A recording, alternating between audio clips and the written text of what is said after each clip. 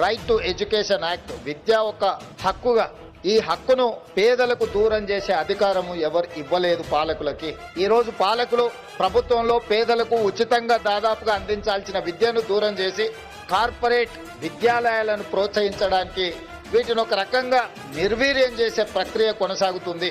Doctor Babasaheb Ambedkar గారు చెప్పినట్టు రంగుల గోడలు, అద్దాల మేడలు అభివృద్ధి కాదు, సామాజిక చైతన్యంతోని, సామాజిక స్ఫూర్తితోని ఈ రోజు పేదలకు విద్య చేరినప్పుడే, చిట్ట చివరి వాడికి సంక్షేమ పథకం అందినప్పుడే ఈ సమాజంలో మార్పుకి అవకాశం ఉంటుంది అని ఏ విధంగా అయితే వారు సూచన, ఏ విధంగా అయితే బోధించిందో తప్పకుండా మా ప్రభుత్వం ఈ ఆలోచనని దృష్టిలో పెట్టుకొని ముందుకు వెళ్తుంది.